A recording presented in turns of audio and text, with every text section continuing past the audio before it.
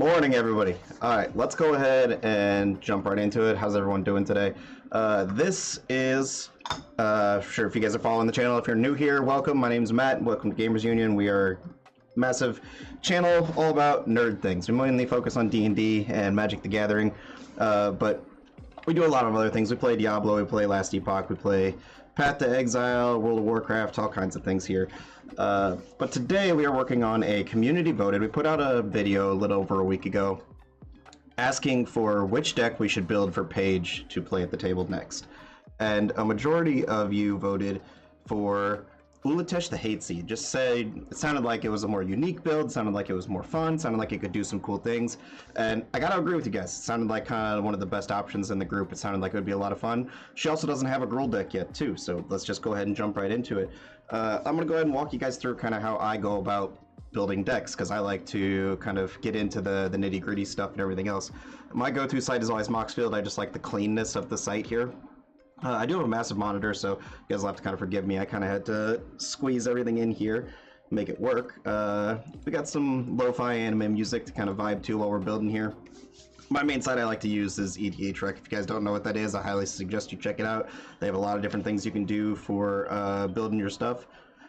But a lot of what we're going to do here first is we are going to go in and open up a lot of the stuff that we already know we want in here. So of course we want, like, I mean, let's go with some of our more, you know, high power staples.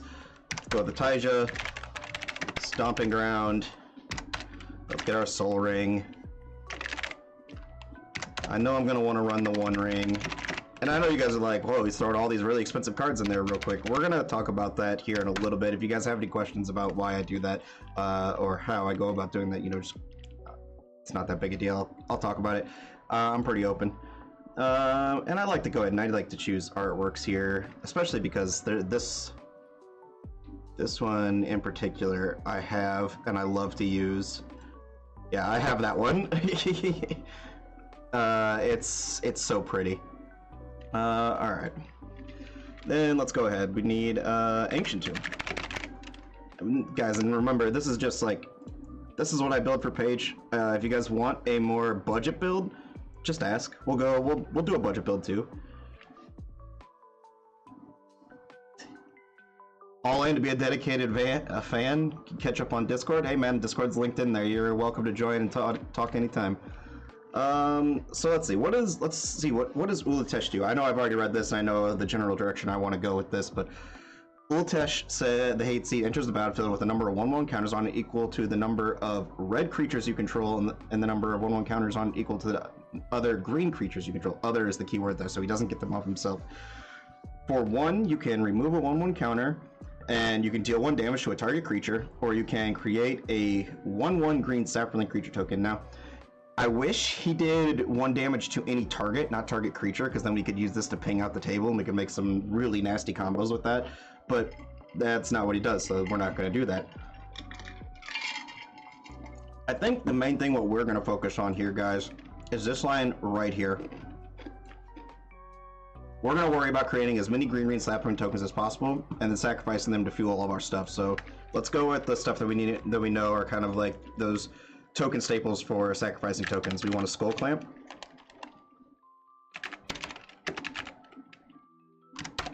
And then we want a Phyrexian Altar. I think I spelled that wrong. Yeah. What is it? Phyrexian. There it is. And then we want a Ashnod's Altar. What else could we use here? We're in green. I mean, we need our, you know, our ramp package. Let's just grab that. Farseek. Cultivate, because we're only in 2 colors, so we're going to be running lots of basics. Kodama's Reach. What is there? Nature's Lore. And this is just the stuff we're throwing in right now that we can think of off the bat. Once we start to getting into it, we can start removing stuff or, you know, kind of tinkering with it a little bit later on. What else is there? Nature's Lore, 3 visits. That's the other one. 3 visits, and Rampant Growth, which I don't run Rampant Growth in a lot of my decks. I know it's a cheaper option for some people, but it grabs a basic for 2 mana, while Nature's Lore grabs a forest, so you can grab your dual lands. But we're playing in Gruul, we're only 2 colors, we can get away with running Rampant Growth in this. A lot of my decks I play are 3 colors, and I don't like playing it with the 3 color decks. Let's just grab a mountain. Let's grab a forest. Another thing that's kind of unique to me, which maybe we'll just throw it ahead. In my 2 color decks, I don't run Command Tower. I don't know, just a personal preference, I guess. Maybe it's a bad build, maybe it's a good thing. But we'll go ahead, we'll throw it in there. We are running green, so we want Boseiju, who endures. Spell it right. Let's see. Red. The red channel one I don't think is that good.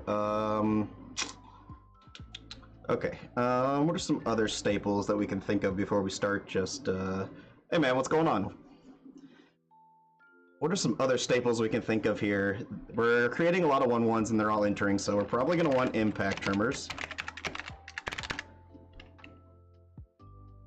What else? Ooh, another one that a lot of people don't think of is Mana Echoes. I really like this card. But then we might have to lean, which we might remove this one once we get into the, we get up to, you know, having around like 90-ish cards. A lot of people don't think of Mana Echoes, though. If we play Mana Echoes, we're going to have to lean heavily into creating those saplings to really make it count. Mana Echo says, whenever a creature comes into play, you may add 1 to your mana pool for each creature you control who shares a creature type with it. So if we're creating a lot of saplings with Mana Echoes, we're going to give ourselves a lot of extra mana that we can, you know, throw into maybe some bigger spells. What are some other things that we're doing? We got a Skull Clamp and a Soul Ring, so let's run an Urza's Saga. And that's probably it for our land package, so let's go ahead and add the rest of, no, what's the other one I'm thinking of? It's the first time we're going to EDA track. We try to do a lot of things from memory before we start looking at other ones. We're playing a lot of basics, so we can get away with playing Cinderglade.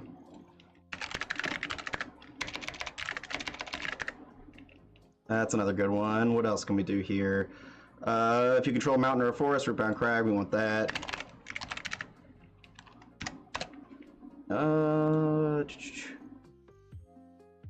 I've never been a fan of Rockfall Vale because it says this land is just tapped unless you control 2 or more other lands. It never fails that I get this, you know, early on and then I can't play it. Spire Garden, we want that. We don't really need a Surveil land because, I mean, we're not putting stuff to the grave unless we, you know, start tinkering with this here in a little bit and then we change it later on. Yeah, Commercial District, we don't really need that right now. Let's stick with what we have for now and let's throw basics in there. If we feel like we need to tinker for some more dual lands or maybe some pain lands later, we can, but I like what we have so far. What is going on there? Add more. We have 11 lands. I want to play probably around 36, 37. Let's go 11 here and 11 here. And that's going to put us at 33, and we can add those other 3 or 4 once we get down to like the nitty gritty and we see a little bit better of what our mana values are. But that at least puts us, you know, a little closer to what our actual deck size is, so we're kind of keeping track of where we are and not adding too much and wasting a lot of time.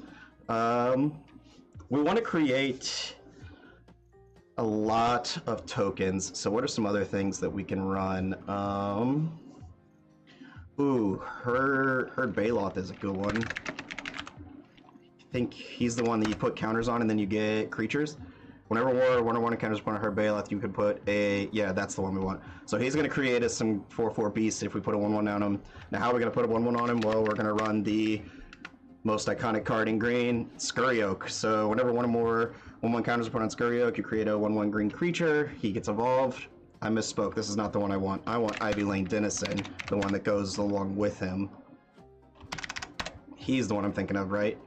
Yeah, whenever another green creature enters the battlefield, you control a 1/1 counter on it. So this one, this is the guy I was thinking of. He puts a 1/1 every time a creature comes in. Yep, okay, that's what we want. So then what do we need?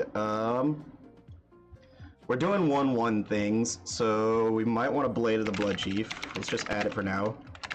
And I believe Blade of the Blood Chief is a 1 cost, so it's also another target. Yep, that's a 1 cost. It's another target for our Urza Saga, so that's going to be something I think we run. Whenever a creature dies, put a 1/1 counter on equipped creature. We definitely want that for Hate Seed. We got Impact Tremors, so we might as well grab God of the Forge, Perforos. And then I think the other one is Lava Golem? Is it not Lava Golem? Or is it Molten Golem?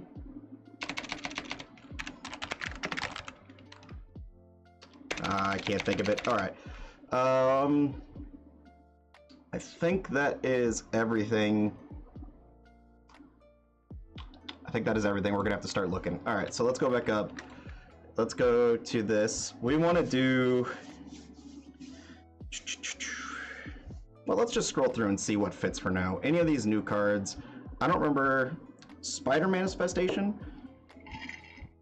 Whenever you cast a mana spell value of 4 or greater, untap this creature. I don't think we even have very many of those spells yet. So, maybe not worth it, but we'll throw it into the sideboard. See, one word? Oh no, I spelled it wrong, that's why. Wait, did I? Spider Manifestation? I did. Alright, so we'll throw that in there. We'll throw him into Considering. We're actually going to move Mana Echoes down to Considering too, because I'm not for sure I want to run that sort of build yet. And then let's look here at the high synergy cards. What do we have? Artifact Mutation, destroy target artifact. It can't be regenerated. Create a remember recipient tokens where X is... That is Artifact Hate. I don't know I like Artifact Hate rather than just running Beast Within, which we're going to go ahead and add that. It does create us Saprolings for having more outlets, so maybe we run it just to have more interaction. My worry is, I mean, there's probably always going to be an artifact in a commander pod, right? We can go ahead and run it. Because we want to have interaction, but we're going to move this to Considering for now. We already have Impact Tremors, we got that one.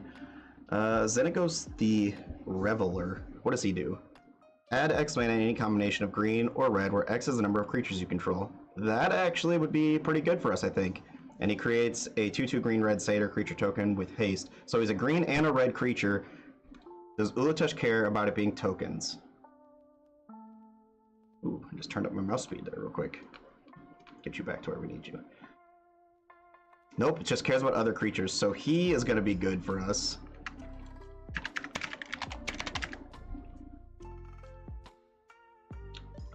Wait, wasn't he a Planeswalker?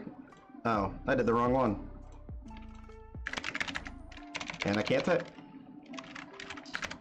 Xenagos. There we go. Alright, now back up here. Grumgully the Generous, each other non-human creature you control enters the battlefield with an additional 1/1 counter on it. That is worth it. You know what? We're doing 1/1 counters. Why haven't we put Hardened Scales in here yet? I don't know why I didn't think of that. And then we're also creating tokens and 1/1 counters, so we want Doubling Season for sure. We're also in green, so we're probably going to want a Sylvan Library. I don't know what that is. Oh, it's a secret lair. I like this one. We're also in green, so we're going to run a Heroic Intervention. That's always a must-have. We're in red, so we want to have a Gamble. We also want to have a Jessica's Will.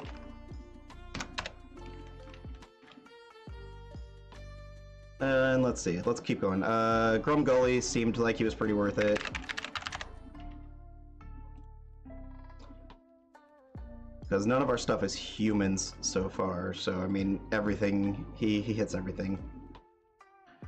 Let's see, okay, going on to the next card. Devour 2, as this creature enters, you may sacrifice any number of creatures, put a number twice that many 1/1 counters on it. For beginning of your upkeep, create a 1/1 reset for your token for each. That's that could be pretty worth it. We'll go ahead and throw them in there for now. Oh yeah, we're in green. Where's our... Should we go ahead and just do our... Oh, Rhythm of the Wild, duh.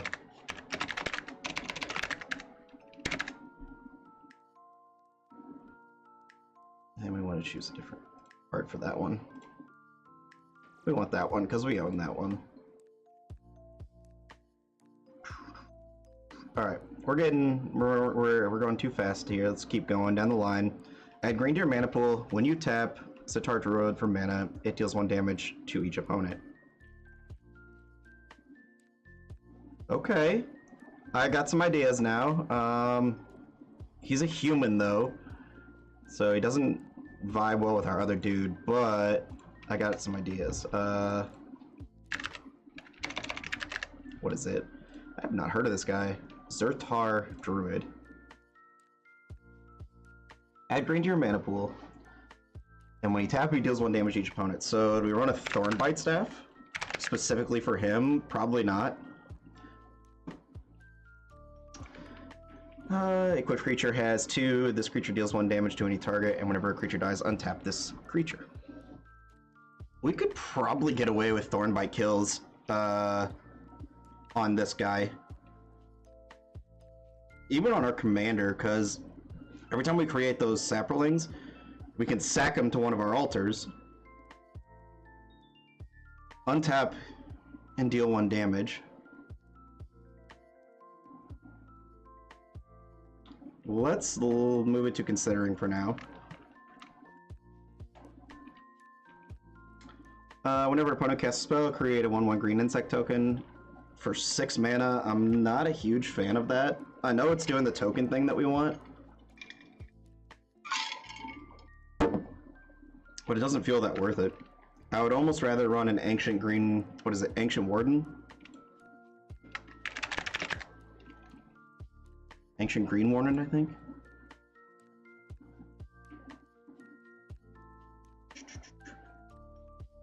Yeah, because this guy has reach, plays lands from our graveyards, land entries. Nope, that's not the one I want. What is it? Ancient.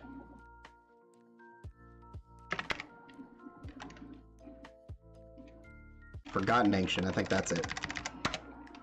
Yeah, that's it. Whenever a player casts a spell, you put a 1/1 counter on Forgotten Ancient at the beginning of your upkeep. You move any number of 1/1 counters from Forgotten Ancient onto another creature. We're going to go ahead and actually leave that in there, because that can move them to Ultesh for us. That's the one I was thinking of. But I like that for getting stuff off our player, our pod's castings, rather than our own things.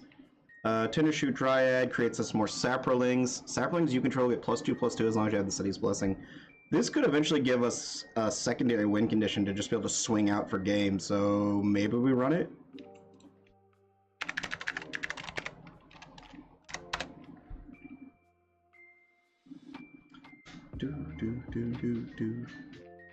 Oh, it was right there. Love seeing that. Llanowar Elves, and let's go ahead. And what is it? Fenhorn Elves? Fenhorn Elves, Llanowar Elves. They each had green though. If we're gonna run... Let's remove. I know they're 1 cost, so let's do Birds of Paradise. And a... What is it? Friendly... No, it's not friendly. Delighted. That's it. Delighted Halfling. If we're gonna run 1 mana cost tappers, I would rather have... We don't have very many legendary creatures for a Delighted Halfling, but there's always our commander. But if we're gonna run 1 cost mana dorks, I want to be able to tap for either whenever I can, which Delighted Halfling's not gonna tap for green or red, so maybe it's not the best play. We'll leave it there for now. Alright, back to what we want to do. Shamanic Revelation. Draw a card for each creature you control. You gain 4 life. For each creature you control with power 4 or greater. Ooh, Gaia's Cradle. We don't have that in our in our lands yet. We do want that. Which makes me think, what is the land from Edge of Eternities that is also basically Gaia's Cradle?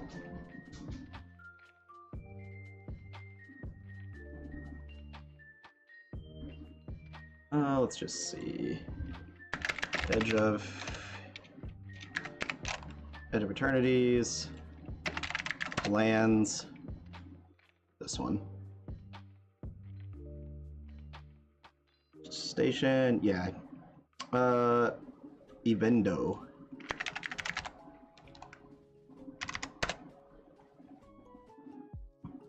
Yeah, we definitely want that. What's the red one?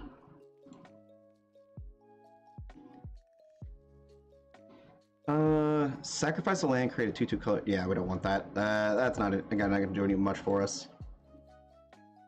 Alright. So we got the Gaia's Cradle, we got the Evendo. That's a couple more lands that we needed. That's why we leave some space in there. We don't have to go back and remove them later. Ooh, Three Tree City might be worth running. We'll think about it. It depends on how heavy we're leaning into the Saproling thing. If we're leaning really heavy into the Saproling thing, then we definitely want, we want a Chaos Warp. So we need some more interaction.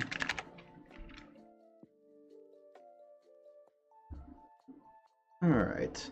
Deflecting Swat we definitely want for interaction. I'm gonna change that to our favorite one.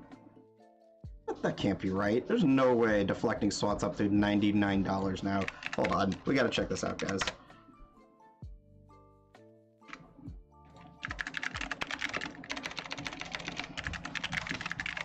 When I picked mine up, I got it for like 50 bucks. Am I spelling shit wrong? Deflecting Swat. Yeah. It's not 99, but still, it's more. I mean, near mint 75. I got mine for... Shit, I don't even remember now. What did I just say? It slipped my mind. I think I got it for like 40 or 50 bucks. It wasn't a lot. Damn. You love it when you see stuff in your collection going up even though you have no intention of ever parting with it. I actually had it sitting like right here just a day or two ago. Oh yeah, back here.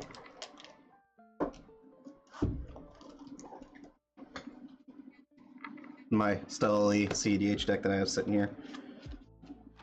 There's my Deflecting Swat.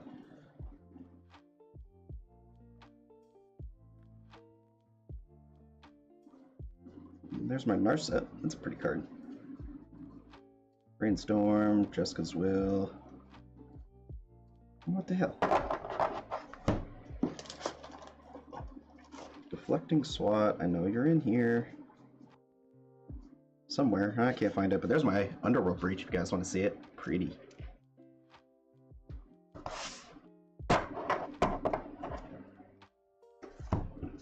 I have not piloted my Stelly deck in so long. My buddy texted me and said that there's a CDH tournament this Saturday, and I kind of want to play, but I also am kind of on the fence, like, am I ready to play? Alright, Birds of Paradise we already got, Elvish Mystic. I mean, how many mana dorks do we need to run, realistically? Whenever Ruby attacks, while you control a creature with power 4 or greater, gets +2/+2 on a turn. Don't need that. Utopian Myco Spawn, I believe this sacks our... Yeah, we can sack our Saproling to add Moan mana of any color. Let's run that. Utopia. Mycon.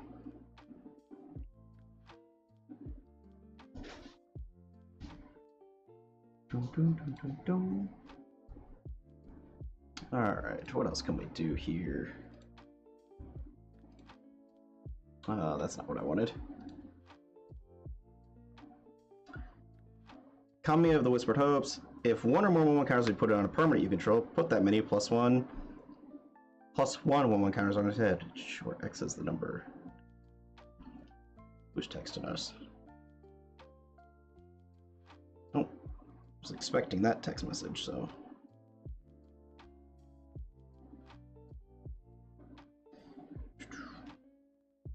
Give me 1 minute here, guys. Gotta take care of some business stuff.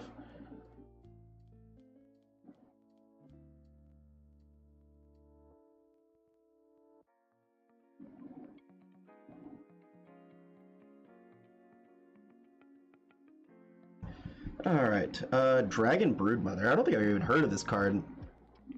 Beginning of each upkeep, put a 1/1 red and green dragon creature token with flying and devour 2 into play. As the token comes into play, you may sacrifice any number of creatures. It comes into play with that many twice many.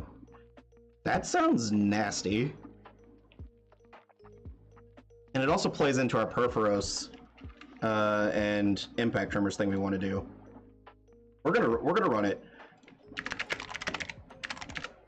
I think we're gonna play go wide / ping out the table with this deck, and we're gonna try to build as many tokens as possible. We're gonna run Kami as well because Kami works with what we want to do. It is Kami of Whispered Hopes. Nope, didn't mean to delete the name, but that works. Doom, doom, doom, doom, doom, doom. Champion of Lambbolt. I think this is something we want to run. Creatures with power less than Champion of Lambbolt power can't block creatures you control. Whenever another creature enters the battlefield under your control, put a 1/1 on it. If we're trying to go wide, that works, but if we're trying to ping out, it doesn't, so is it worth a spot? If we're trying, do we want to split up our play style so that people don't always see what we're trying to do and we have other ways out? That's the real problem here.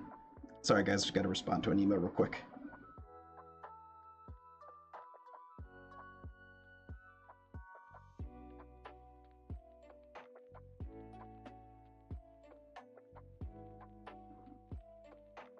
Alright.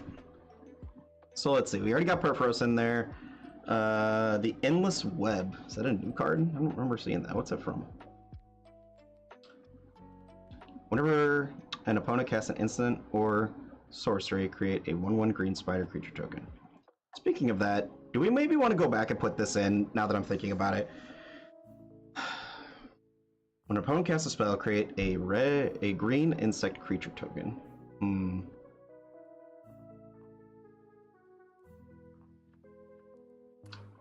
Let's move it to considering and we'll think about it. Dragon Lair Spider.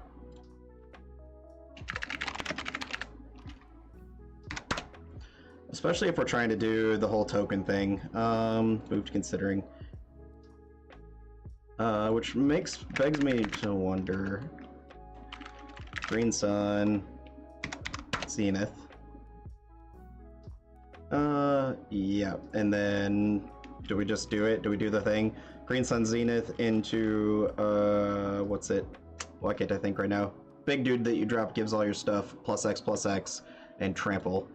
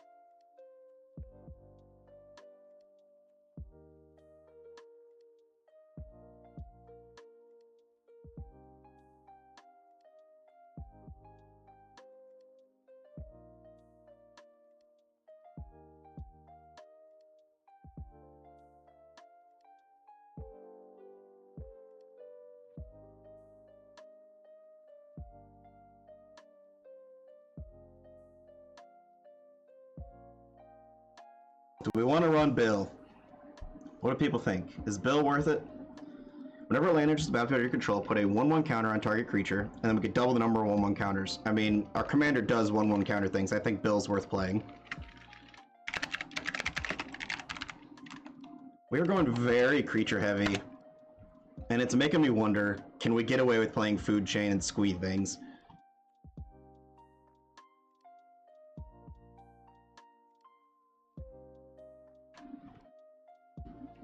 Ooh, birthing pod. Can we do birthing pod things?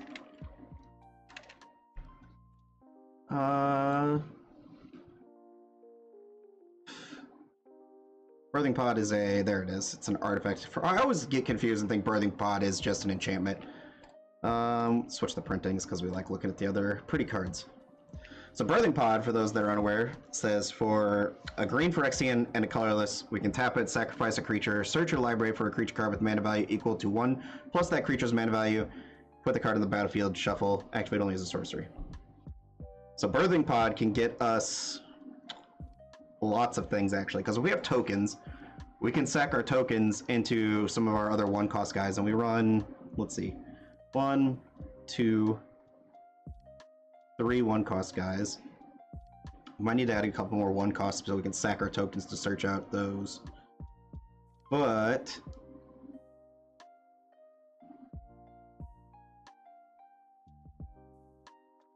we run 2 8-costs. Do we have...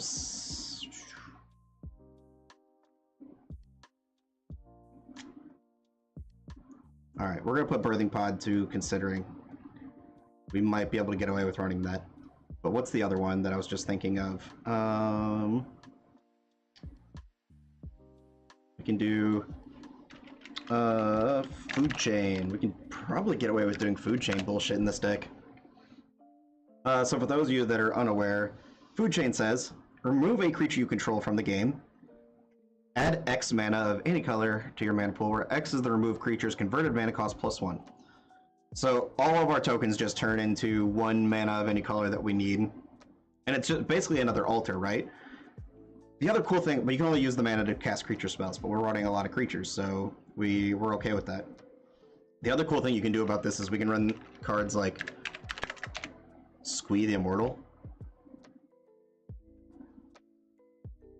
And Squee the Immortal says, you may cast Squee the Immortal from your graveyard or from exile.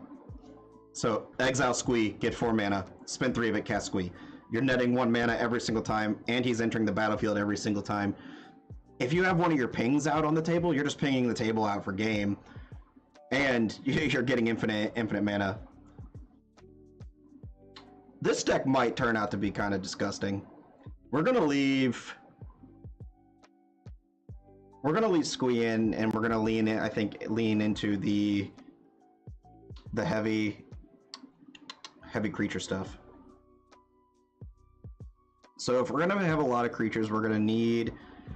If we're gonna have creatures, we're gonna need to have a lot of creatures in hand. So we run a Wheel of Fortune to refill our hand after we dump it. Maybe. What are some of the other red draw cards? Let's move on from creatures and move into instants and sorceries. Draw cards equal to the greatest power among non-human creatures you control. Return of the Wild Speaker might be worth playing. Let's actually go back. Let's take this out. Return of the Wild Speaker seems worth playing. We also want, what is it called? It is an artifact that's going to get us a lot of draw power. Utility artifacts. The Great Henge, that's what we want.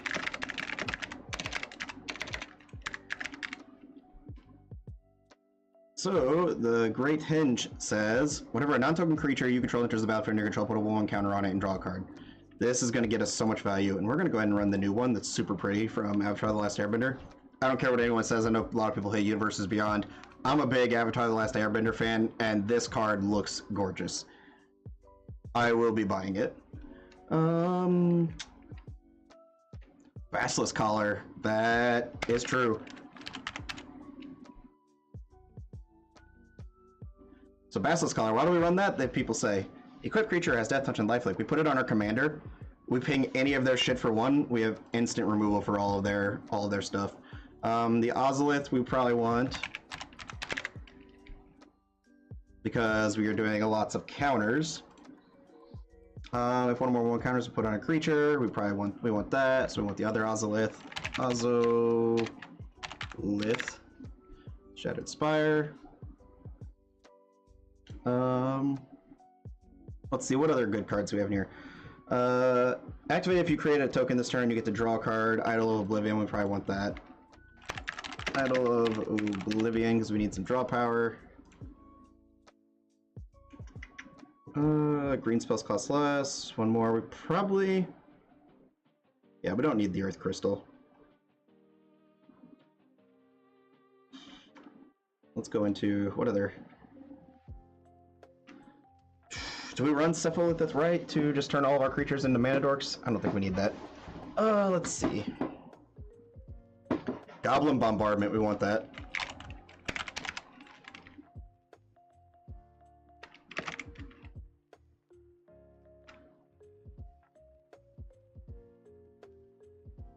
Did I type something wrong?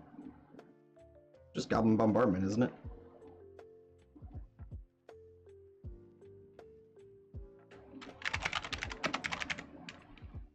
Yeah, there it is. Goblin Bombardment, and we're going to switch that over to... Where is it? The Catapult! So funny. So that's going to allow us to sack all of our tokens and throw them into people. Do we want Branching Evolution? I don't think we do. I think our mana cost is already pretty high. What about Sphere Grid? There's that one, and then Parallel Lives maybe for more tokens.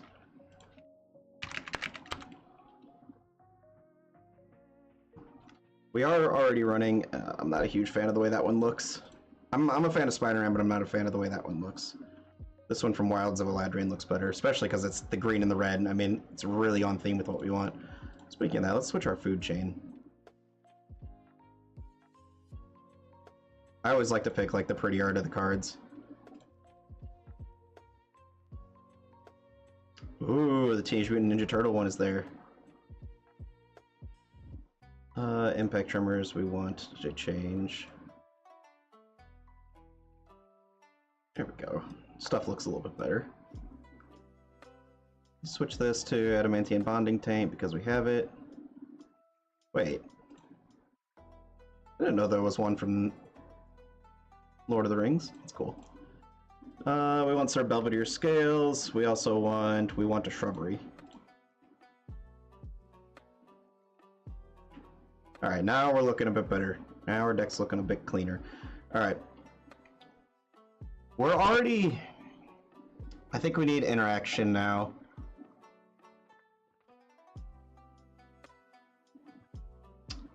Draw a card for each creature you control with a 1/1 counter on it. Those creatures gain indestructible until end of turn. That's going to be pretty good. Let's go with that one. Inspiring Call. Because most of our creatures are going to have 1/1s on them anyways.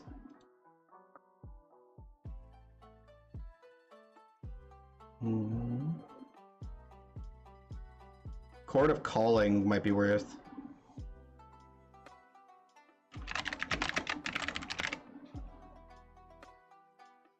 Did I spell that wrong? I did.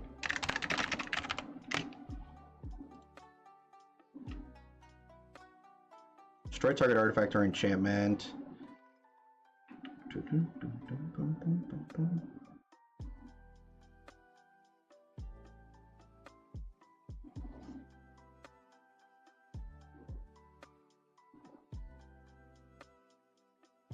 We're not too worried about destroying other people's things. We're more worried about keeping our shit alive so we can do what we want to do, you know, do our game plan.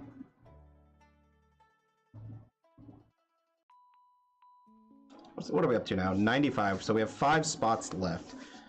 What are we missing that is run in almost every dex? Are we missing any staples that I'm overlooking?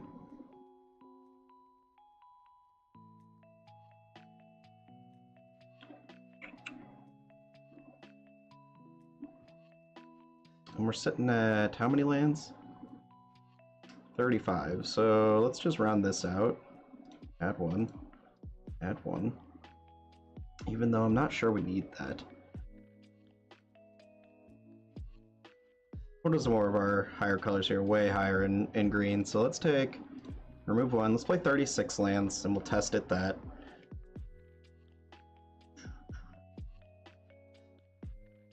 The Bard class. Legendary creatures you control into the battlefield when one's on them.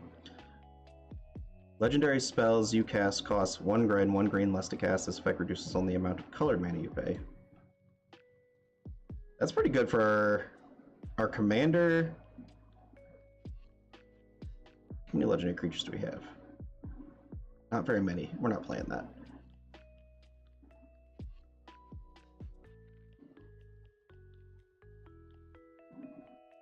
All forest and all saplings are 1/1 green sapling creatures, forest lands. We don't need that. One of our creatures, we put it onto a creature, spacecraft, or planet you control. Twice that many of each of those kinds of counters are put on its end.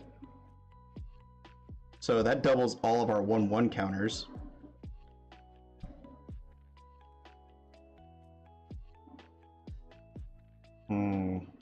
That could be big. Whenever a creature enters the battlefield under your control, it deals damage equal to its power to any target. That does kind of the pinging thing we want, but it's not, I don't feel like it's good enough to play at 6 mana.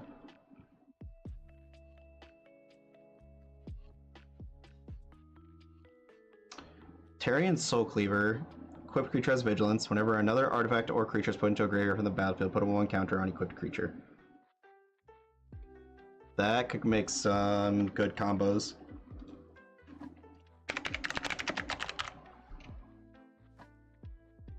And we might want to run... We run Swiftfoot for our commander just to be safe.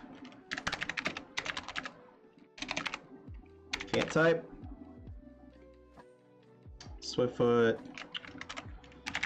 Lightning Greaves. Where is it? Swiftfoot and Lightning Greaves for our commander, and then we have 1 spot left. I feel like we need more draw power. Straight up to X target artifacts and enchantments. Create X twice X black and green pest creature tokens. Once creature dies, you gain 1 life. That could be some good target artifact and enchantment removal for us.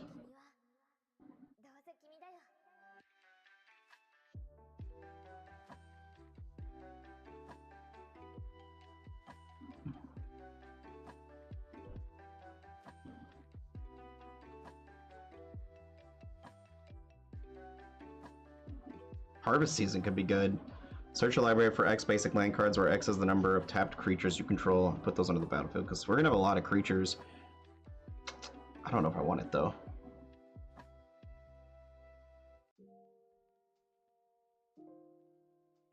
Do we just run Harmonize to get three cards to hand? I think, honestly, just put Wheel of Fortune back. It's a better draw. And that is how we build a deck, guys. So now to test said deck, show you guys how I go about doing this. It's pretty simple. Y'all can do it as well. Y'all, I'm talking like my damn wife. Hi, Rorschach. Alright, so we got our first hand here. Let's just see what we got. 1 land, 2 lander. 2 lander we don't want. Oh, we restart. That's all forests. But we play a good variety, so we could probably get away with playing this. Draw, and there it is. So we're gonna forest into a soul cleaver. Rorschach, I need you out of my lap, buddy. And yeah, so let's just plan out our stuff ahead here. Do we have a turn 2 play that we want to do with this? No. So we go to next turn. And then we just do doubling season. So we are going to play 1. Now we could go ahead and drop the Instigator this turn if we wanted to, but we don't want to give off what our deck does just yet, and it's turn 2. Are we really worried about what our opponents are doing on turn 2? Probably not. We're probably just looking to ramp, which we probably should have mulliganed for ramp, but we're testing right now. We're seeing how consistent the deck can play. So we're going to next. Okay, we drew a 1 ring. Not the best start for us, and we don't have anything else we can do. So we're gonna go 3. And yeah, we're gonna go ahead and go to next turn. Now, this is where things gonna get tricky. Okay. We have the land we want. We have this. So we could go ahead, we could Agate Instigator, and we could start setting up. Then the next turn after that, we could summon Hate Seed and start doing things, but Hate Seed's only gonna enter with 0 counters on it at this point, because we didn't play anything early on enough. So this is where I start to think to myself, do we need to go back and start revamping the deck? Or do we just mulligan bad? But we're going to play it out anyways. Go ahead and do Xenagos. We will +1, right? Put a X-Man any combination or X is the number. Oh, nope. Go back down. How do I go? Make you go down. I forget how to make him go down. Whatever. We'll just know he has 3. I need to create a green and a red Satyr creature token with haste. And token, Satyr. Okay, so we have a creature. That took all of our lands. And there's nothing else we can do right now, which is fine. Go to next turn. There's Squee. There's a part of our combo, which we're not even sure if we want to keep this combo in the deck yet, because it's not really doing much for us right now. So let's go land for turn. The fact that we have seen no ramp means we are probably losing this game. Let's just restart. Okay, this looks like a bit of a better hand. We have 2 lands, but we have ramp. So let's play this. Go 1, Lightning Greaves. Okay, turn 1, that, next turn. All right, then turn 2, boom, boom. Shrubbery. We don't need it this turn, so let's just grab Stomping Ground. That's not gonna shock in, close, shuffle, do that. And go next, turn 3. Okay, turn 3, this goes down to turn 2 for that. I'm gonna go ahead and do a mountain, and tap for 1. Yeah.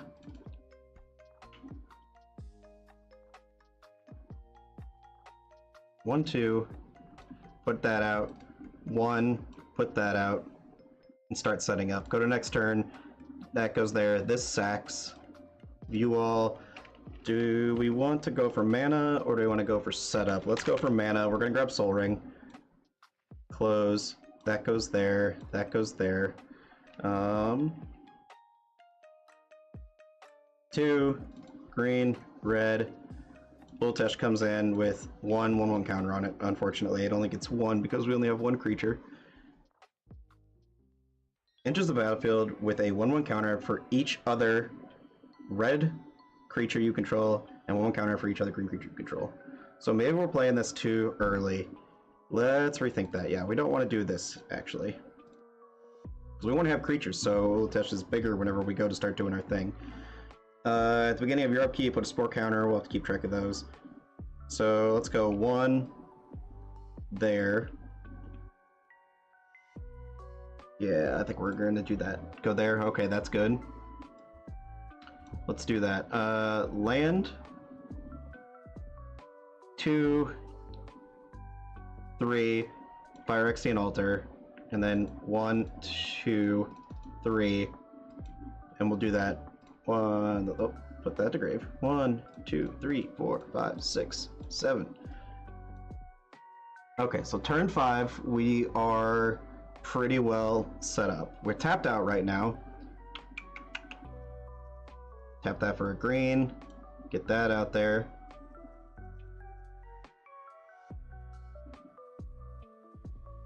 Yeah, we can keep going. We can keep going if we want to. Do we want to?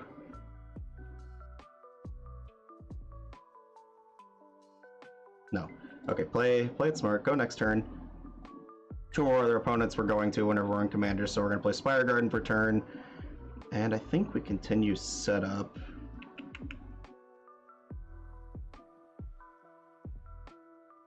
This is going to keep our draw power going. And it's only reduced by 1 right now, though, so it's still expensive.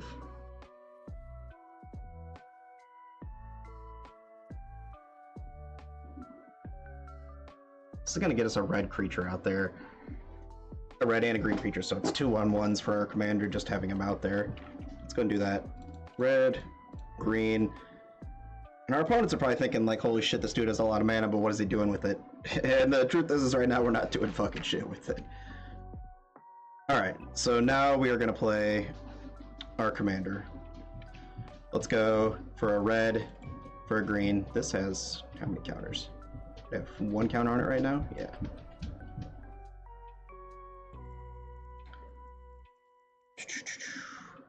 Oh no, it would have 2. Is it each upkeep?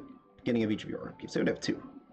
So red, green, 2 colorless. Commander, we're gonna get 1, 2, 3, 4, 5. So Ultesh is a 5/5.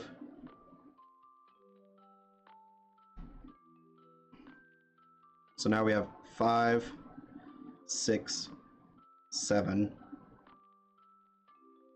And then we are going to do... Can't tap that. 5, 6, 7. So this needs 3. So 1, 2, 3. That works out. Tap that for buy entry, and then we go to next turn. We're looking a little scary now, but the problem is we do not have a way to kill the board yet, and it's turn 7. I mean, we're fucking set up, but by turn 7, most other decks are winning. So... Well, we would have put this on Ultesh.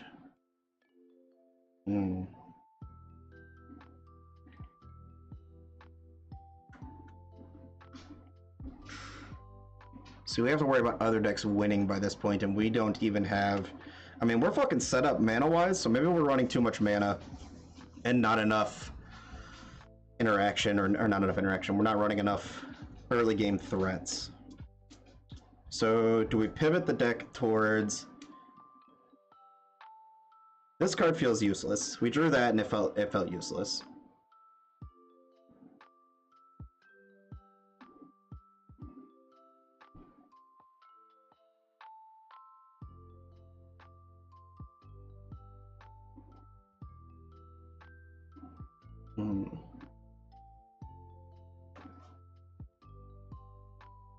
Yeah, how many turns until we're going to be able to do something? So we're going to get to Return of the Wild Speaker on turn 11. Fuck. Alright, let's try again. Be right back, guys. I'm upstairs to use the bathroom.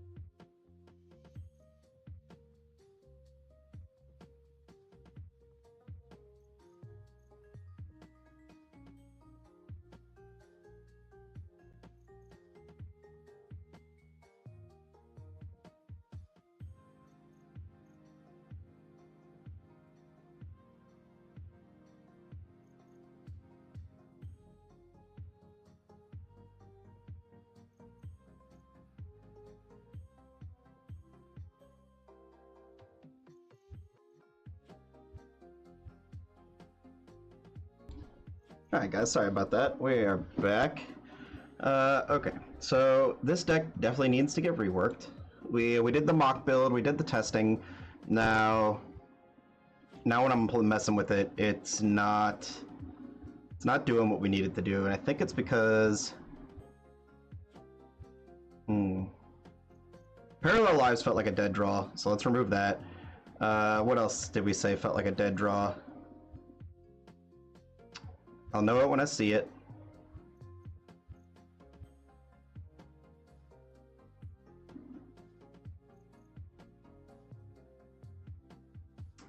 This guy right here, the Utopian Mycon. And we didn't really get to do what the deck wants to do.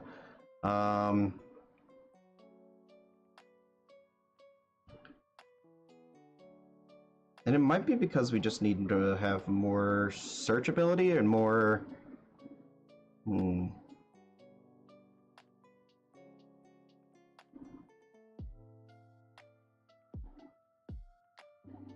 Thinking. If anyone in chat wants to chime in, if you have any suggestions of what you think we should try, I'm all ears. But straight target artifact, straight target damage, target creature against hexproof, then destructible. Maybe worth playing.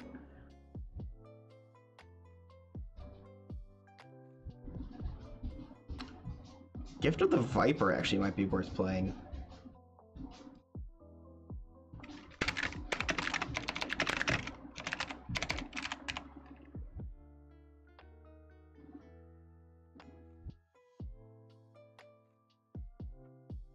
Destroy target artifact enchantments, controller gains 4 life, Nature's Claim. Let's do Nature's Claim. If our deck has to play slower, let's make everyone else's decks have to play slower. Nature's Claim. Hell, search for Frozen what? Search for Frozen Esper? Is that a Final Fantasy version of the card? Yep. Huh. I hadn't seen that one before. I'm trying to think, which one's the one that I own? It's probably the cheap one, honestly. Overwhelming Stampede felt like a dead draw. Doesn't do anything. Creator Hoof already does that for us. And create a 3/3 green breach token for each creature put into your graveyard from the battlefield this turn.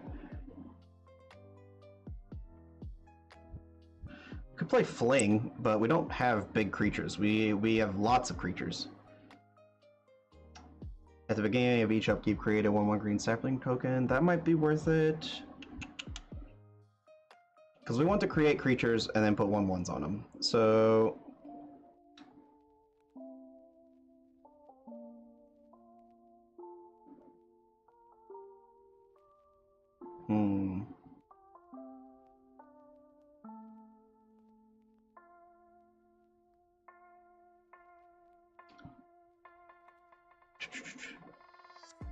We could go Scoot Swarm. Enduring Vitality, actually.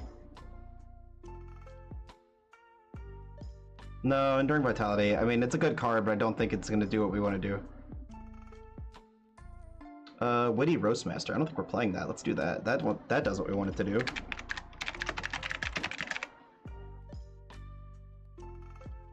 There we go. Okay. We've revamped a little bit. And now let's try it again. That is way too many lands. We would never take that. So we mulligan. We have 2 lands and nothing we can play turn 1. What are we going to draw? We're not going to draw anything. We restart. We don't take that. We got a 1, a 2, a 3.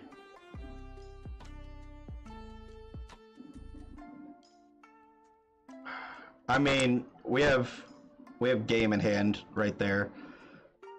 I mean, I would play this hand. 1, yeah, and there's Polyraptors, so we would go 1 into that. Mountain into a Blade of the Blood Chief. Cheap views? No way, man. Well, welcome to the ban list is what I say to you.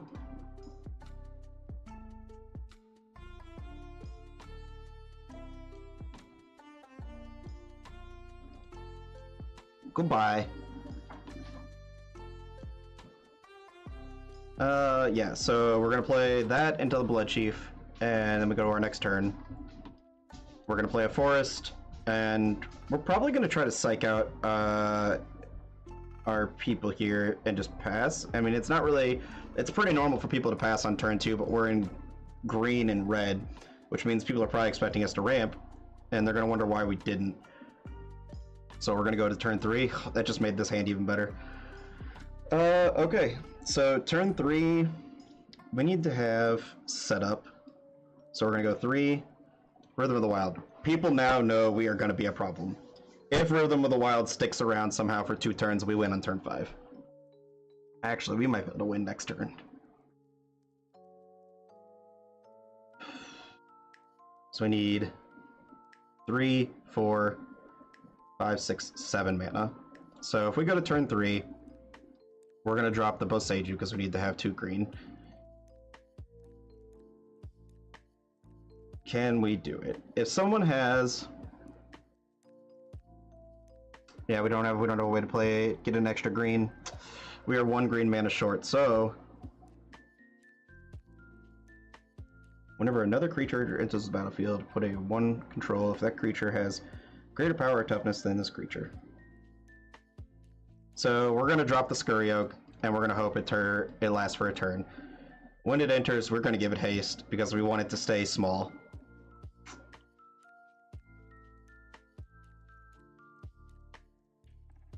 Yep.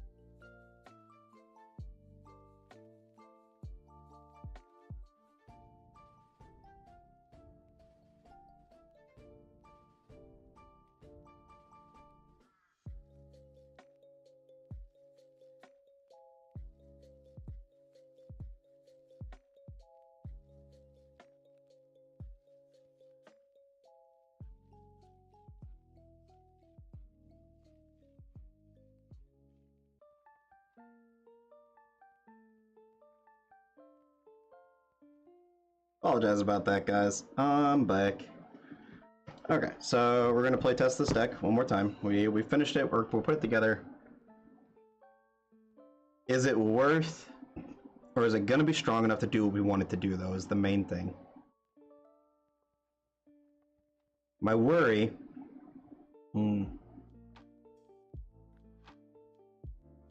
Is that we're trying to do too many different things. So let's play it out. We're not mulliganing for perfect hands here. We're playing to try and see if the deck works. One. I mean, we mulligan for unplayable hands. Let's be serious here. Two. And we have nothing we can do turn two. Sure. So we go, whoops. Oh. Put that there and then draw. So turn three, we would play Witty Roastmaster, because that's what our deck wants to do. Whenever another creature enters the battlefield under your control, deals 1 damage to each opponent.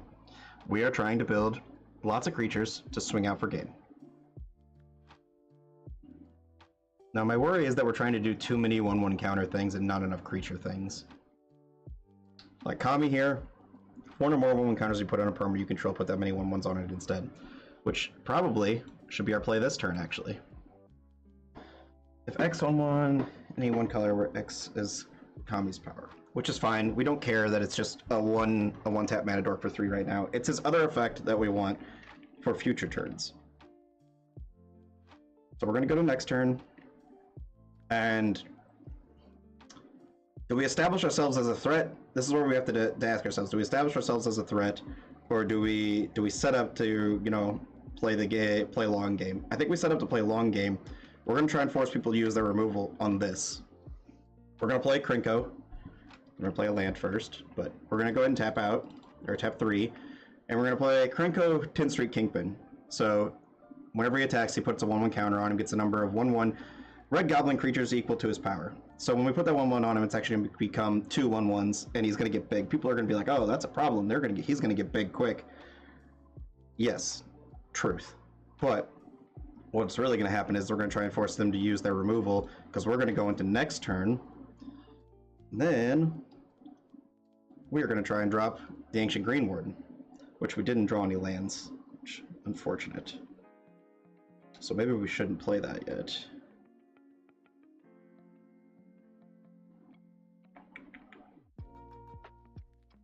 Let's say they didn't remove him.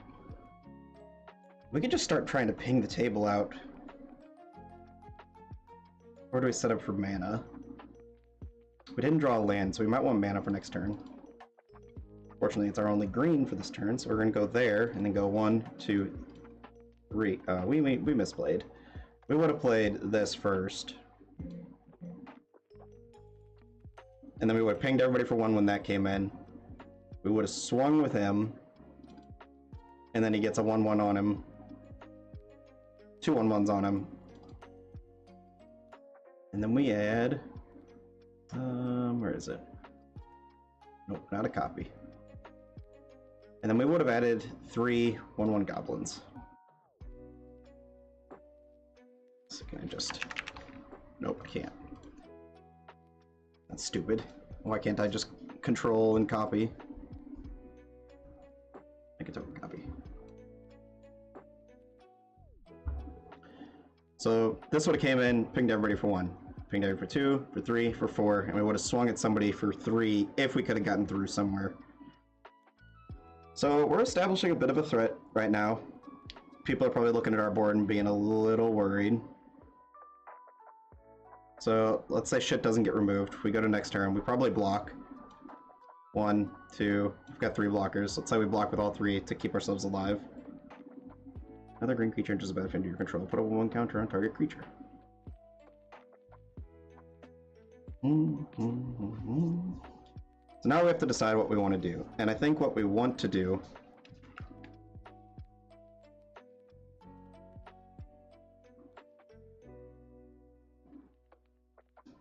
yeah.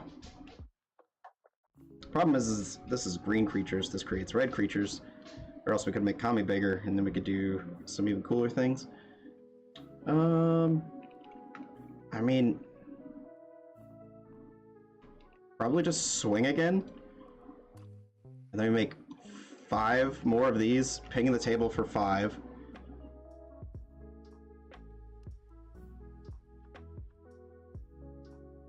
And then do we just convoke? Search your library for a creature card with mana value X or less, put it onto the battlefield, and then shuffle. So let's go green, green, green. And turn those 5 sideways.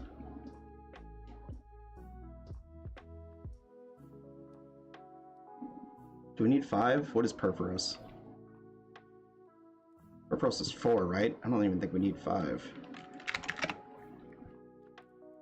It's 4. So one of them would be there. And then we would convoke out. Oh. Right, come out here. Close and shuffle, we'd grab Purphoros. Now we're pinging the table for 3 on every swing. And he's an enchantment for us, because we only have 1, 2 pips.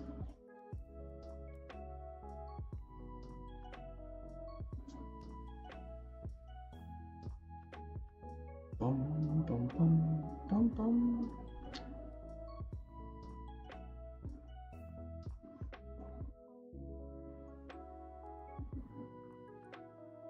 Yeah, so we would have done that. That goes there. So I think I misplayed.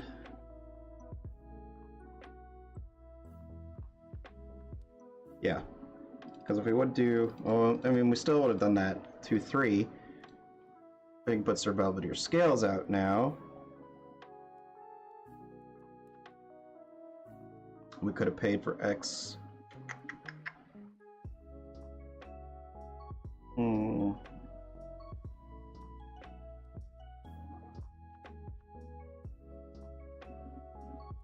Alright, well, I think we've already established that they're on turn 6 here, so this game could have gone anyway. Let's go try another round and see how things go. 2 more other opponents we're gonna have go there. Well, first let's draw. Hey man, thanks for subscribing, I appreciate it. So we're gonna play the Spire Garden. We're testing out a deck right now, trying to see how well it would play for us. The community requested this deck. This turn is kind of busted, but we're gonna turn 1 Soul Ring, tap the Soul Ring into the Idol of Oblivion. We drew right, 5, 6, 7, 8, yeah. And we would go to next turn. We control mountain or a forest. We don't, so we would just do the forest. Yeah. And then we would drop him. So we drop Grum Gully on turn 2. And then we would go to turn 3. We would drop the Rootbound Crag. And then for 5, yep. Tap out for 5. For Tinnisher Dryad, beginning of each upkeep, create a 1/1 green sapling creature. We're going to gain that. And then we would pass turn. We would end up with 1, 2, 3. Then on our turn, we would have 5 saplings. And each one of those is going to be a 2/2, thanks to Grumgully. And then we'd have 1, 2, 3, 4, 5, 6, 7, 8, 9, 10. Yeah, so we would have the City's Blessing then by the time it got back to our turn on turn 3. Jeez, and each of these would actually be 4/4s.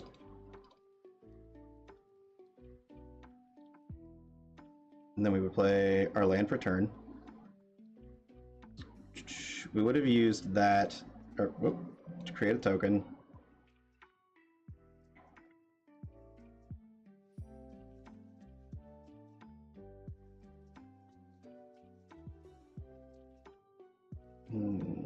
I mean, why wouldn't we play the food chain?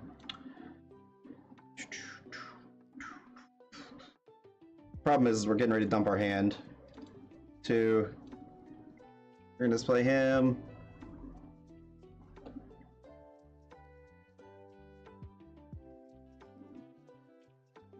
It's gonna be 3 mana. Yeah. We sacrifice him to the food chain. No, because then that doesn't get us our land. We save him as a blocker. We go 1, 2 to the food chain for 4 to bring out Ultesh. Ultesh will enter with 1, 2, 3, 4, 5, 6 counters on him. And Ultesh can create, well, 6. This comes in with one of those. It'll be 6 and 7 because of him. And then we would pay 1 to... why can't you just, like... I don't want to make it bigger, I want to make it smaller. Ugh! What's the hotkey in this to make these smaller? Does anyone know? Ugh. Aku, what's going on, man?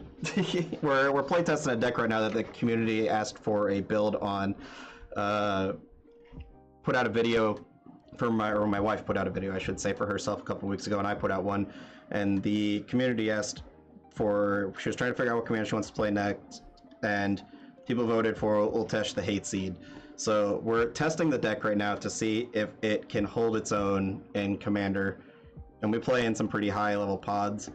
I mean, right now we're turn 3, or this should be, yeah, this is turn 3. This is disgusting. It should be turn 4 actually. That should be there. We must have drawn a card and not pressed the button by accident. And this should be 6.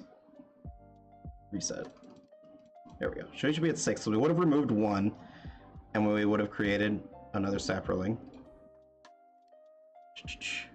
Looks like bracket 3. Yeah, it's probably closer to bracket 3. But I would have entered with 1 there, and then I would have entered with 2 more because of Tender Shroot.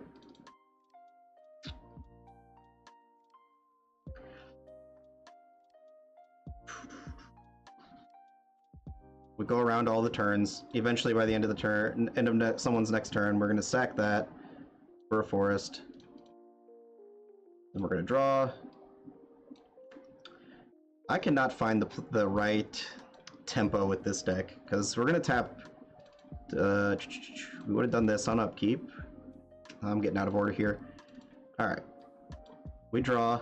Beginning of upkeep, we create another Saproling. Saproling becomes a 4/4 thanks to Grumgully and Tender Shroot. We then tap this because we created a token. We're going to draw another card. Then we would tap that, and we would play the Hardened Scales. Then we would tap that, and a Mountain, and play the Witty Roastmaster.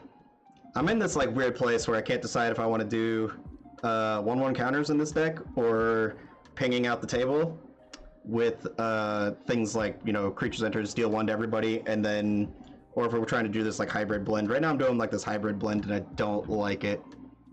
So we would go ahead and remove 1 of these, taking him down to 5, and we would create another Saproling, which is going to enter with 1, 2, so that first one's going to enter, and that's going to make it 2.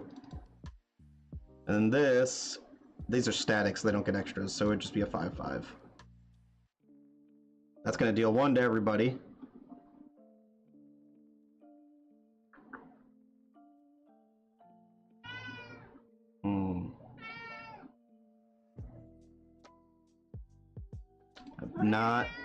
Do not think this deck can hang. The Ozolith is not feeling like it's worth it. Alright, we're gonna restart. See, that was something that we could have needed last playthrough. Let's go back to the drawing board. I think we have too many things that are relying on 1/1 encounters and not enough things that are keeping our momentum going. So let's drop the Ozolith.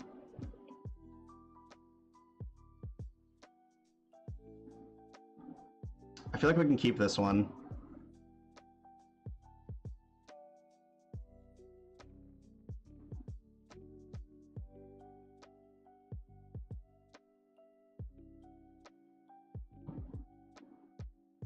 I'm not sure the food chain play is the right play. The problem we keep running into is this deck dumps its hand, and then we don't have the draw power to keep it going. Or at least that's what I've seen so far. We already have Inspiring Call.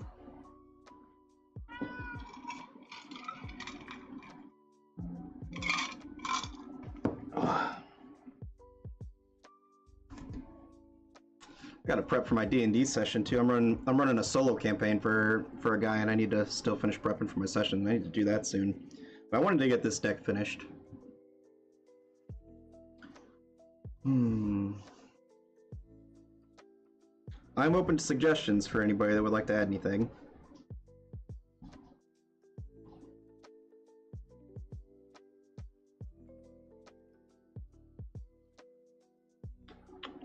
Do we just go big? Draw cards equal to the greatest power among creatures you control. And then cast spell with mana value 5 or more. We don't really play a lot of high mana cost cards, so that's not probably worth playing. I'm honestly debating just playing Harmonize, like draw 3 cards. I don't play it in a lot of decks just because it doesn't really do very much, but it might be worth throwing in there. I'm not exactly sure. What's everyone else's thoughts? Is it worth it?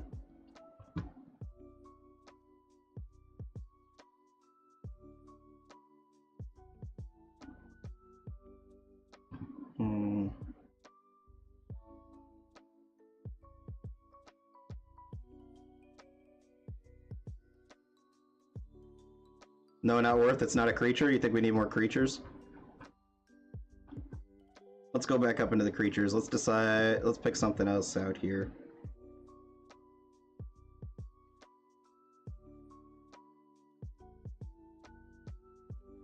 We could try and go something like... I already have Dragon Broodmother in there. I want to run it just because I don't see other people play it. Maybe it's not the best card, but because of its high mana cost. But we're going to try it. We could something like Arasta, the Endless Web, maybe. It's going to generate us more creatures on everyone else's turns. And they also have reach, so we can deal with flying creatures. Might be worth running. We're not playing Scoot Swarm, we probably could throw that in there. The win con, so I'm trying to build the deck out so it has, its win con is just creatures coming in and pinging out the table. So we're running Perforos, we're running Molten Gatekeeper, we're running Witty Roastmaster, we're running Goblin Bombardment to throw our creatures at people, we're running Impact Tremors.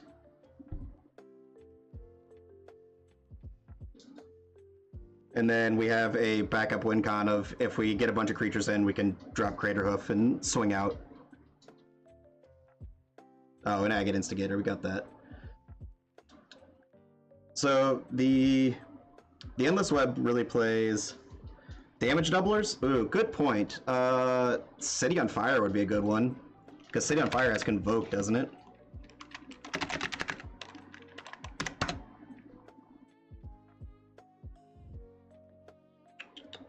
City on Fire. Yep, City on Fire has Convoke, and that does triple. So City on Fire would be a good one. Twin Flame Tyrant would be another good one to add. What's something we want to drop to add Twin Flame Tyrant?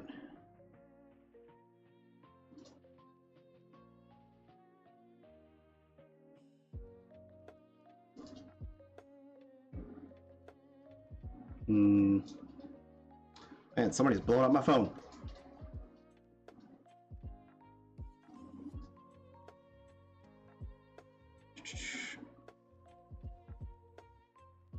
Alright.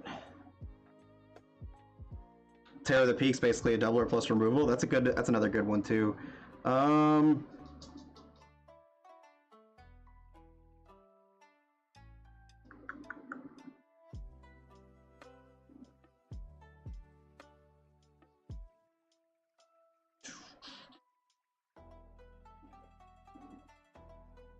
Honestly, we probably could just drop Wheel of Fortune, because every time we see this, it's not really doing much for us. And we were just throwing it in there as a draw card.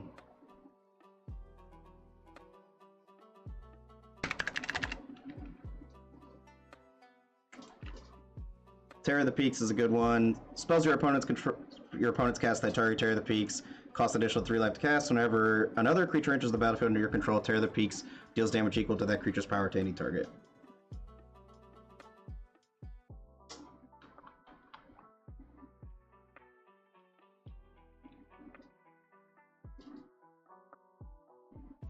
Probably could drop the Forgotten Ancient for Twin Flame Tyrant too. Left Stalker Arden? I don't even know if I've heard that card.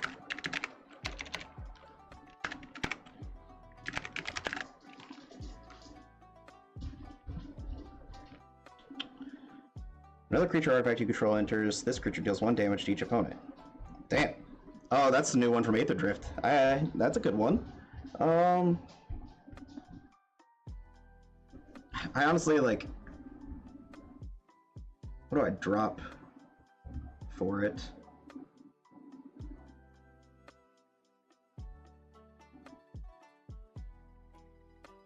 Gift of the Viper.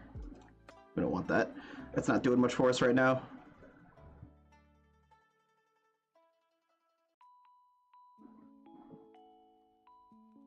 Kami's not doing anything for us. Every time I play that, it's been a dead card in hand. Twin Flame Tyrant would be a good one. We gotta switch that to the pretty one.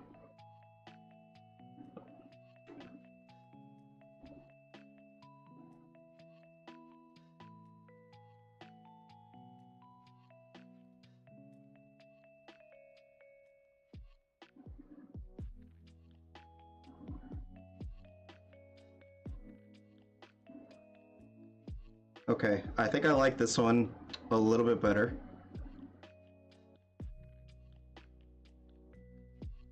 A fun 3-mana win con if you can make 6 creatures in turn 5 on turn 5 consistently. Are you talking about this guy here? Or is it a different card you're talking about?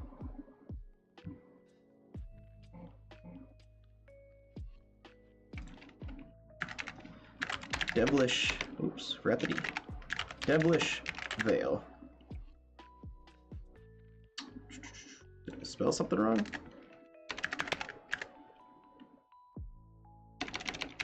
Not coming up. So this one, Devilish Veil.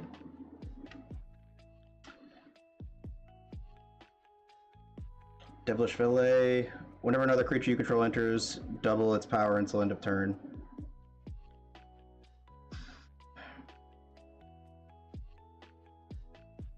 Yeah, that could be.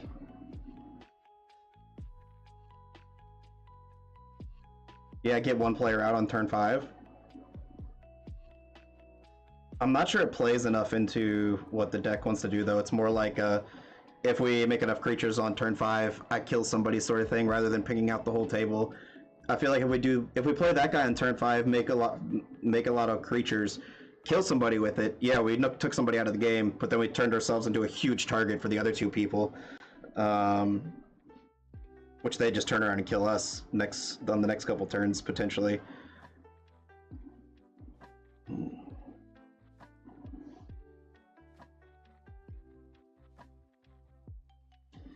trying to think to myself, is it a good enough card to run to where it's going to make us a huge threat early in the game on turn 4 and 5? That we can maintain that state without just getting outright annihilated.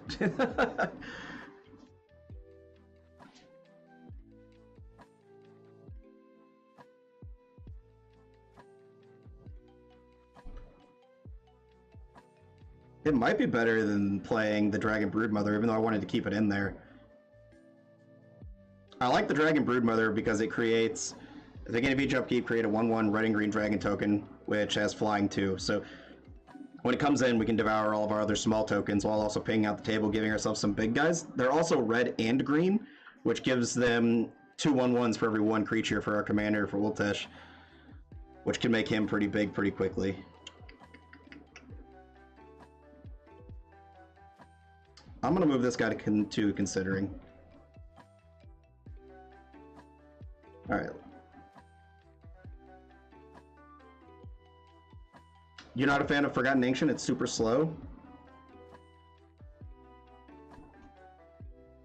So the thing about Forgotten Ancient that I like is that I can move all the 1/1 counters from Forgotten Ancient. Easier to kill with Devil? Yeah, that's true. So, but the thing about Forgotten Ancient that I really like is you can move all those 1/1 counters onto our commander, and then that gives us more 1/1 counters on our turn that we can dump mana to create more Saprolings for every 1 mana that we move for 1/1 counters with Forgotten Ancient. So by the time we get around with Forgotten Ancient, drop Forgotten Ancient on turn 4, let's say, or even turn 5. But we have our commander out, we have Forgotten Ancient out, we go a full round. Let's say each person casts, 1 or 2 spells. He gets up to 4 or 5 1/1 counters on him. By the time it gets back around, move all those 5 1/1 counters to Ultesh. If we don't have a mana sink on our turn, we can remove 4 or 5 1/1 counters with a mana sink from Ultesh for 4 more Saprolings that can continue to ping the table. That's the reason why I like Forgotten Ancient. Yeah, we're planning to dump creatures into Altar, Food Chain, Goblin Bombardment to kind of help us continue pinging the table, and then fuel the mana to continue keeping that going, which is where the mana sink comes in. We move all those 1/1 counters from Forgotten Ancient. We can then sack those creatures to an altar to create more creatures. But I mean, you might be right. He might be too slow.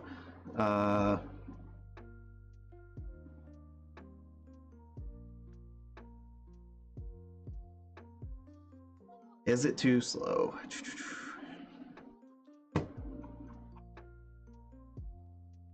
Not tokens.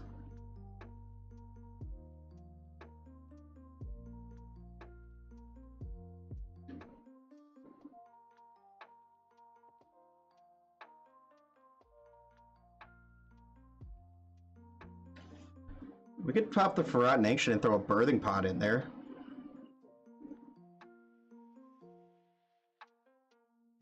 This Birthing Pod...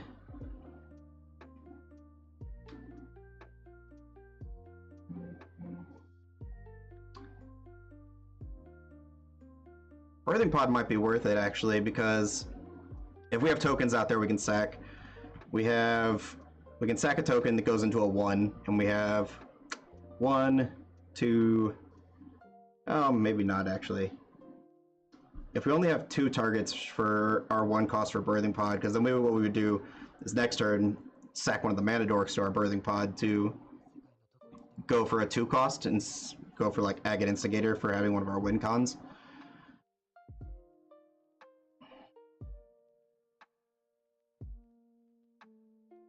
No, I don't like that, because that puts Agate Instigator out there and we can't pay the Offspring cost because it puts it on the battlefield, right?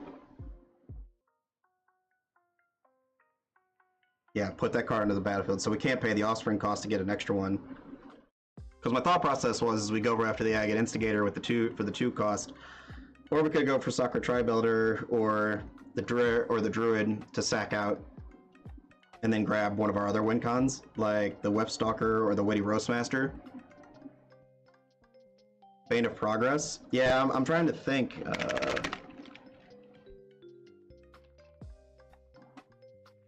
Creature enters, destroy all artifacts and enchantments. Oh, good point. We'll move that to considering if we go with Birthing Pod. I've got Birthing Pod in the considering right now. I'm not sure it's worth playing.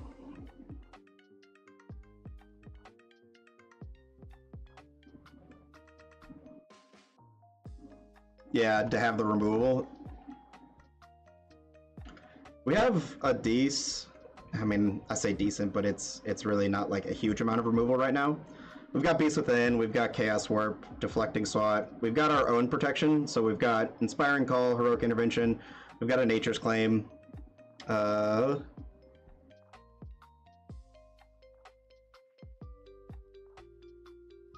You have a ping deck? Yeah, I mean, if you want, you can go ahead and drop the link. I'll take a look at it. Just to give myself some ideas. Oh, let me... 1 second. I'm fairly certain I can unhide that. No, I can't. Send it to me in a private message on Twitch. That way I don't have to mess with the bot.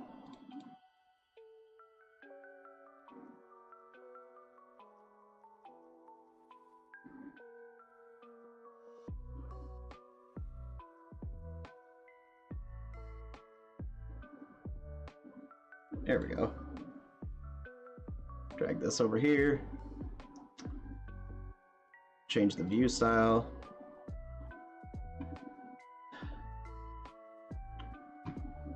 Ooh, I don't play Arena of Glory. I should probably put in Arena of Glory in case I need to give something haste. We don't need anger because we're not pinging things. Or no, sorry, not pinging things. We're not swinging things, so we don't really need to play anger. I don't think we need Bergie because we're not hurting for mana whatsoever. Same thing with Emrakul Hatcher. Imperial Recruiter might not be a bad guy to run. Because that searches out... Imperial Recruiter searches out things for 1 or 2 or less. So Imperial Recruiter searches out Agate Instigator, searches out Squee. Yeah, we need to play Imperial Recruiter. Where can we fit Imperial Recruiter in? Let's drop the Ancient. You had some good points about the Ancient. I hadn't thought about Imperial Recruiter. We should definitely be playing that.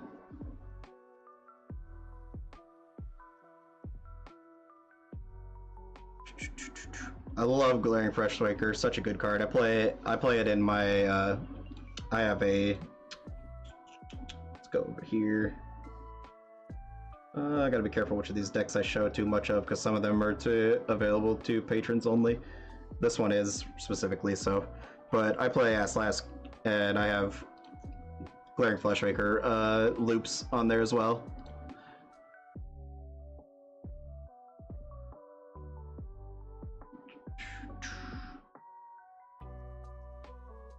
I probably don't need Roaming Throne because I don't have enough of the same things.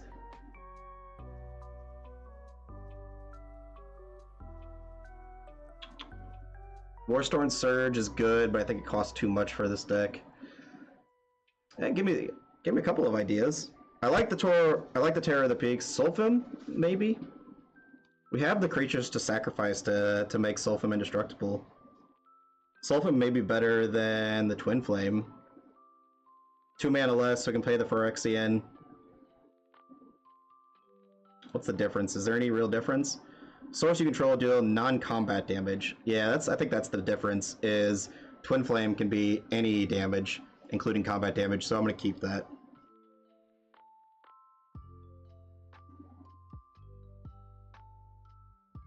Oops. Okay.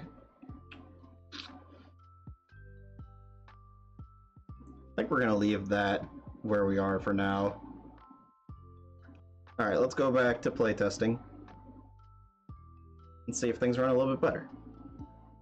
Now, like I said, we don't mulligan for perfect hands here. We're just playtesting to see, you know, what we can do. So, draw turn 1, and we would Birds of Paradise.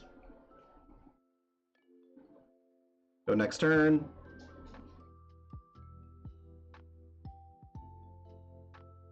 Now what do we want to do from here to set up?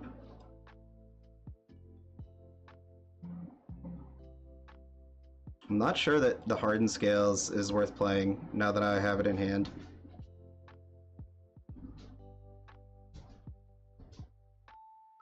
Well, let's just play it out and see what happens. Let's play the 1. Let's go Hardened Scales. Or do we do 3 for... No, we wouldn't play Hardened Scales here. We would do 3 and set up our altar. Go to next turn, there's our Doubling Season. And Doubling Season is essentially just better Hardened Scales for us, so let's do that. We would take 2, 3, 4, 5. Doubling Season. Go to next turn. Where are our mountains? Holy shit.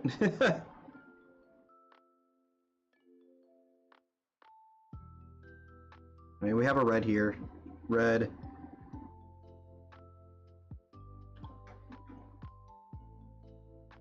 And 2. We would take 2 more.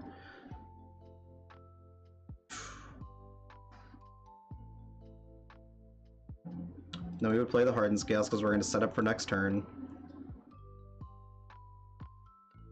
This might not be too awful. Okay, so go to next turn. There's a mountain. So we would go to the mountain, and this is where we would probably set up our Tap for a red.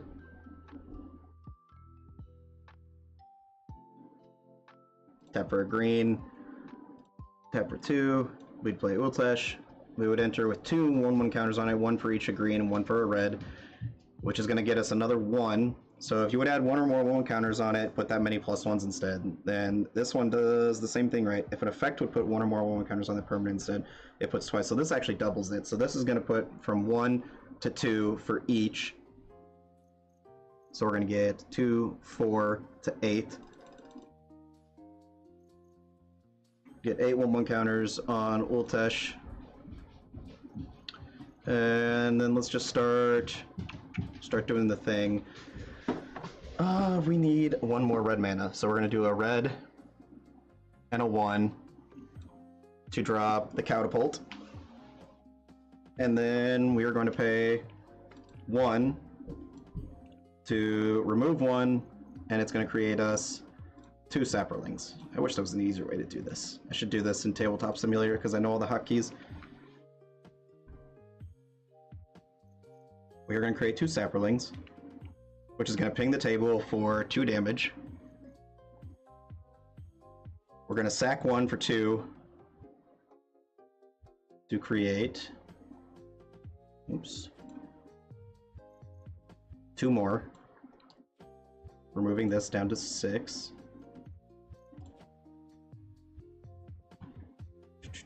And then we have 2 floating mana, and wait, I removed, yeah, I paid 1, so I'd remove another down to 5. I did it. I hate this stupid thing. Set counters to 5. That's not what I want. Reset counters. Reset power toughness. This will be down to 5. Create 2 more.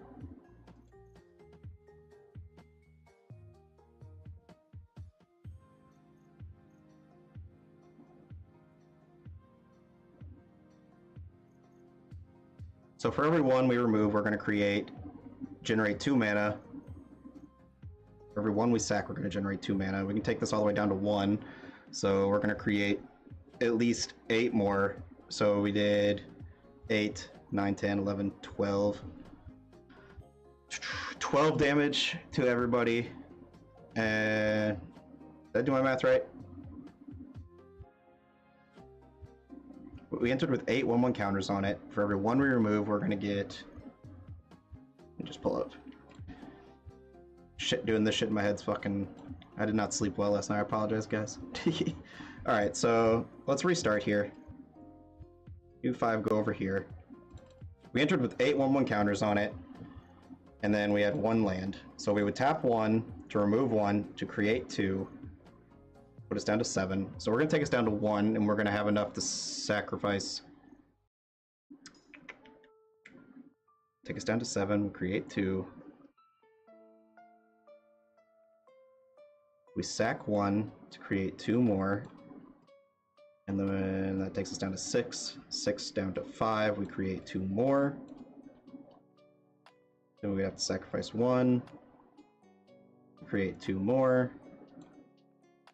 Taking us down to 4. We would create 2 more, taking us down to 3.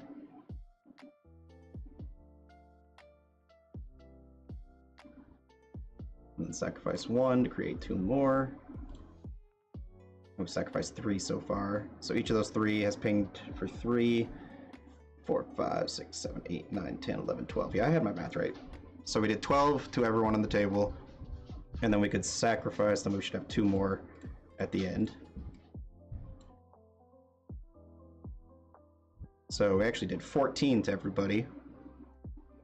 And there's no reason for us to keep Ultesh, so if we have the floating mana, we should just remove 1, kill him,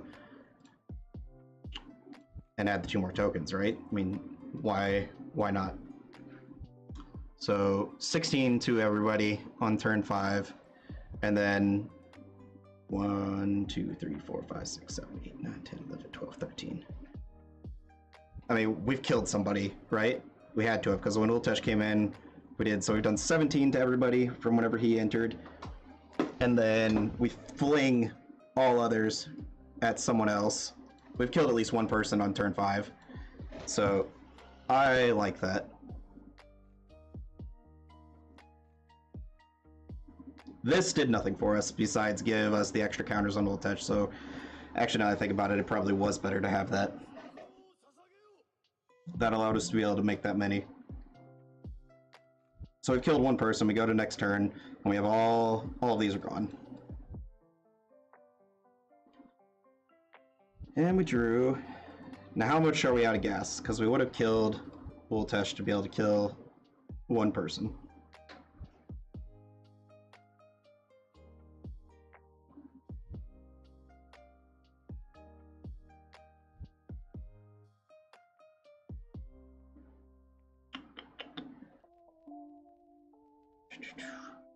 So, if I go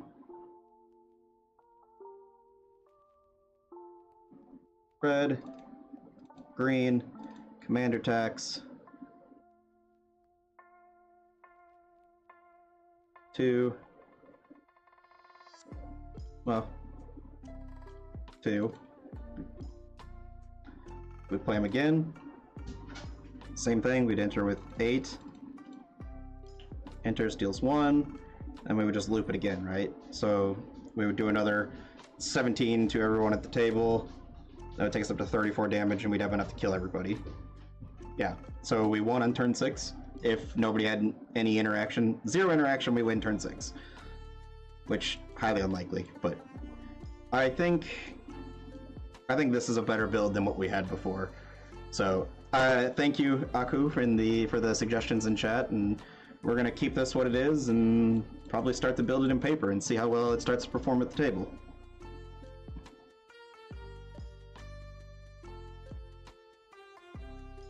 But that is all for me for today. I gotta sign off for now and start setting up for D&D, so we'll talk to you guys later.